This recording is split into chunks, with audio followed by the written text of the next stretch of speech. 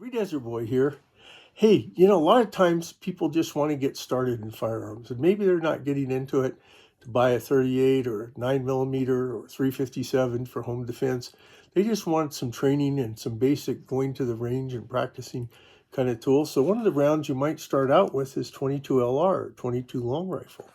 They also make 22 caliber a Magnum, which is a larger round. It's more powerful, and it was originally rifle rounds, but it's more expensive than 22 LR.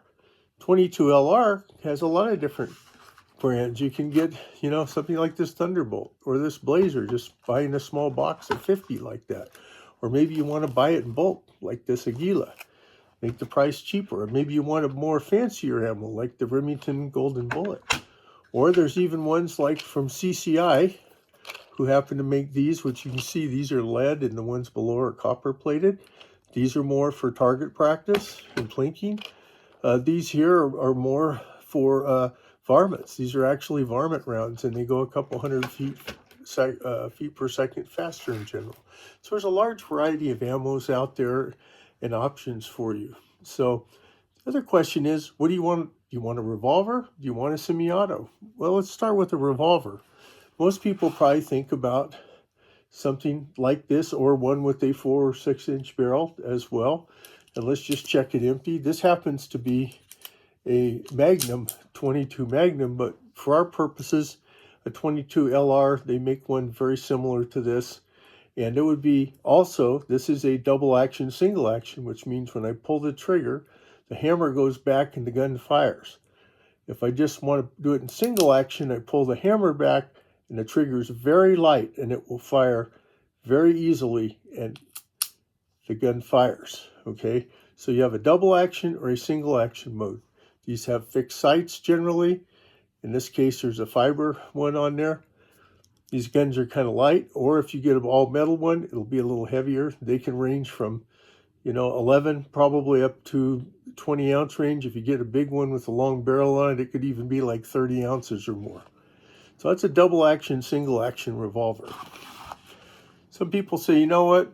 I don't want all that. I just want something simple. Maybe someday I'll do cowboy action shooting or something. So we could look at something like this. Now, this is an Uncle Mike's holster. It's a very reasonable holster. This is a Ruger Wrangler. So what does a Ruger Wrangler do? It's a single action, right? So before we check that and talk about how single actions work, we're going to open this loading gate and we're going to turn the cylinder and check and make sure it's unloaded, which it is. We close that. It's in lockup. When you want to fire this gun, it's single action. It has no double action. So if you pull the trigger, nothing happens. You have to pull the hammer back, and then when you pull the trigger, it's very light, and then it fires the gun. The other thing is it has a hammer bar safety in it, and it also has kind of this interlock between the loading gate and the hammer in Ruger, and these Ruger Wranglers, where you can't pull it back when the loading gate's open. Kind of sights on here are also fixed sights, right? The other gun I was looking at was an alloy frame with steel cylinder and steel barrel. This one here is a zinc alloy, I believe, frame with a steel cylinder and steel barrel and plastic grips. These are good for you, maybe if you want to learn to be a cowboy action shooter. Plus, in the price ranges, the double action, single action, the first one I showed you, is probably going to be up there in the above $500 range. These are generally going to be in the below $300 range, Some people say, hey, I don't want to do any revolvers. I want a semi-auto. That's what I want. So what's an example of that? Well, here's the Smith & Wesson 22 Compact. Now this one here is kind of a scaled down M&P. In fact, it's very similar, almost similar in size to a Smith & Wesson Shield. So let's check the gun unloaded. We can see that the magazine is empty. There's no bullets in it. We can see that there's, if we pull back the slide, we can see the gun is empty. There's no bullets in it. So what's one of the advantages of this? Well, of course, you have a magazine. One of the interesting things about these 22 ones is they have a little tab on here that you pull down and you put your bullets in, so you don't need a special loader like you would use with more full-size cartridges. It also has a magazine release here, which you can move to the other side, is my understanding. And it has an ambidextrous safety. You can use it from either side, and it has a slide lock. The other nice thing is it has these nice 3-dot sights on it, and it has a rail. So they make versions of this without the threaded barrel, and it will depend on where you live. So you want to follow all your local state and federal firearms laws, permits, training, hunting, regulations in regard to that kind of thing. But this one here, it's just kind of handy, because then if you scale up to an M&P S Smith & Wesson, then you'd be very used to it. The hand angle design and everything on it are going to be very similar. So that would be a way for you to get into it. And as I said, it has this safety. It also does have a safety where when the safety's on, okay, the gun's not going to fire. It also has what they call a magazine safety. When the magazine is out of the gun, even if, of course, with the safety on, it's not going to fire, but even with the safety off, it will not fire, because it requires the magazine to be in there. So it's got a couple of provisions for safety. This has a internal type hammer on it, is the best way I understand it. It's made out of polymer in the frame, and of course the slide is metal, and the barrel and so forth is steel. So anyway, that's a couple of things in talking about that, a couple of options that you could have. Now this one here, this is probably the most expensive, unless you get it from somewhere other than Smith & Wesson or Ruger, like Taurus or Diamondback. This one's probably in the middle somewhere. You could get one of these, or you could get, there's other semi-autos out there by other manufacturers. And then something like this Ruger would probably be the least expensive.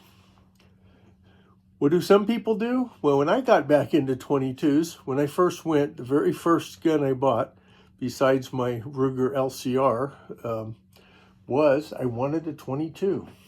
And I hadn't thought about getting it back into 22s, or getting a lever gun, but somehow I started getting fascinated with them. And this is my Henry Golden Boy, which we can show is empty.